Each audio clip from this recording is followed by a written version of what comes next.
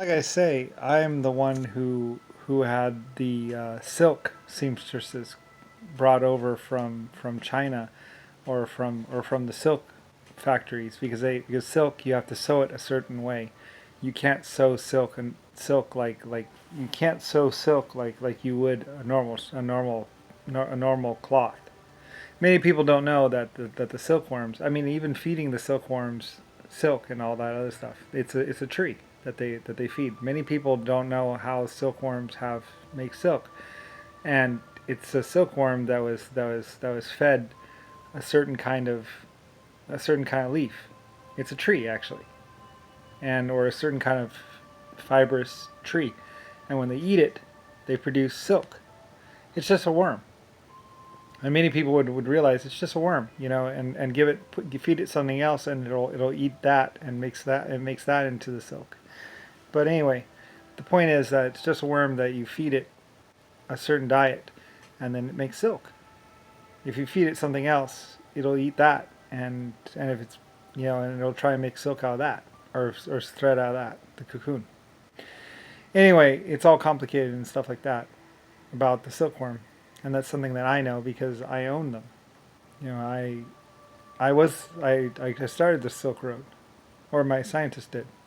They found the silkworm or whatever, and they tried eating it, feeding it things, and then they started making the silk, and we started trying to spin it. I think I was trying to make better yarn or something, or better something. It might have had something to do with surgery. Anyway, but the point was that you can't sew silk like you can normal cloth. So they needed special seamstresses to be brought in to sew the beautiful clothing and stuff for the silk. It's something that people know now how to do, but that's something that I owned all the silk manufacturing companies. Silk was Lucifer Star. You know, many people didn't know that. But and they also accused me of having slave mines or sweatshops. I didn't. It was profit sharing. How could I? I wasn't even really there exactly. I was just directing people to do silk.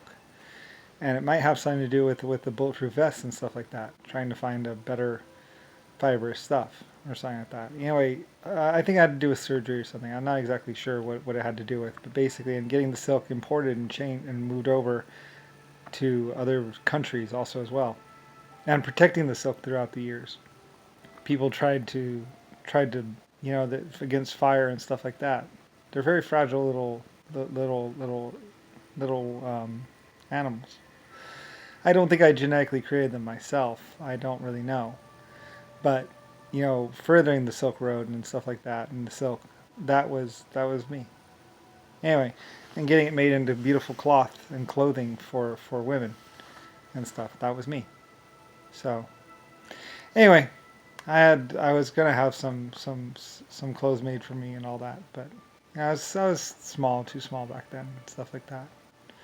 And I'm tired. It's like 4 o'clock in the morning, 5:30 in the morning. But anyway, though, I mean, there's lots of details about my life and my existence and Lucifer Star. How the silk factories and everything, all the silk had to do with me, and also like trying to make some other cloth like silk. Anyway, I was directing my people. I was paying for it. So anyway, and it paid off. It paid out because I mean, people love silk.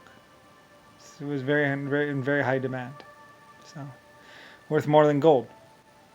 Anyway, but for the first American president, all those weddings things and all those clothes, it was me. It was all me.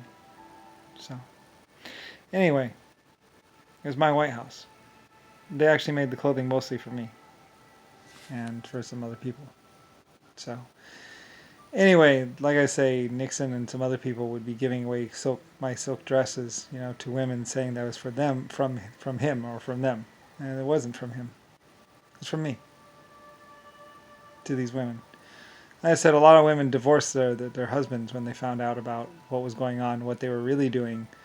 They thought that Nixon's wife or the different wives thought that their husbands were off, actually building things and protecting people, and they found out that their husbands were actually off, doing congressing through other countries through Europe, or congressing through here or there. A lot of women left their husbands because of what happened. Because when the truth came out about Nixon and JFK and Jimmy Carter and all of them, their wives, some of their wives, they found out that they had wives in China, and they had wives in Germany, and they had like 3 or 4 different wives who would only see them like 3 months out of the year, thinking that their husbands were off, at the factory or somewhere else like that. And they found out that no, they weren't.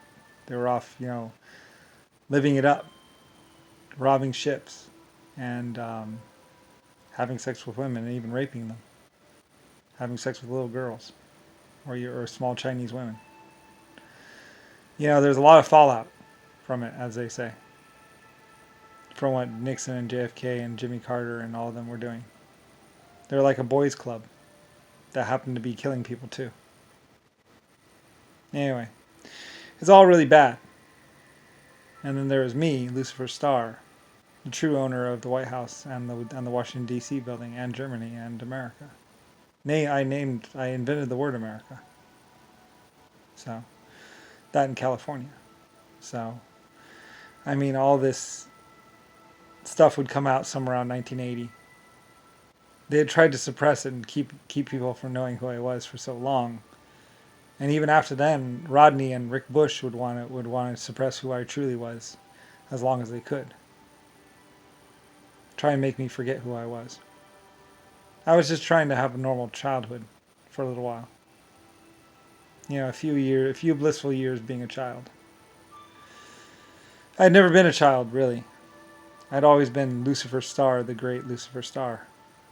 Epic creator, I had built 800 galaxies.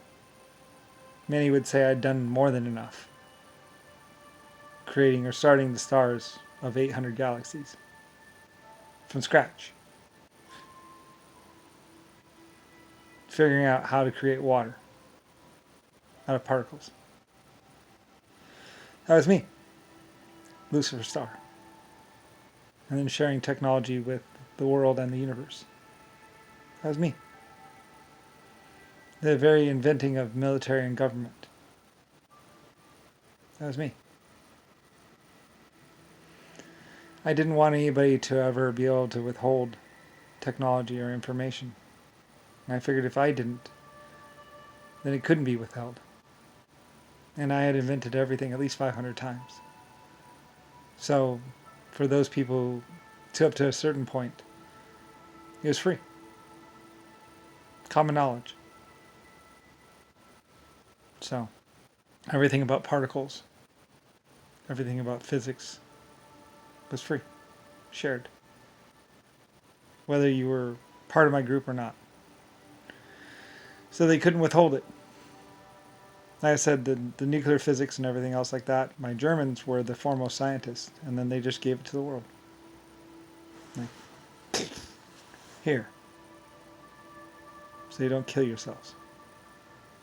Of course, they could make bombs out of that and all kinds of other stuff, and they did, of course. But that's not what it was for. I made bombs too, playing around with it safely. If you can get a good bomb, it'll burn 90% of the radioactive material. That's a clean burn. So there's no leftover residue, hardly at all. Just slightly more than background radiation. Completely safe. If you do it right. If you do it wrong, then it's really bad. And it can create a radiated wasteland. Anyway, there's a lot of stuff. It's a lot of information, and it's a lot of truth. But anyway, like I said, so that's why, I finally retired and became Brian. Technically, Brian kept dying, so I was like, well, see them kill me now. Or kill Brian now. With me as Brian, well, it's a different story. Anyway, I don't know exactly who Brian really was or whatever, or if he was ever really a child, but I became him. And Brian went somewhere else. Well, I'm still the same Brian that I was when I was 3 and 6 years old. I just finally decided to have a nice normal life.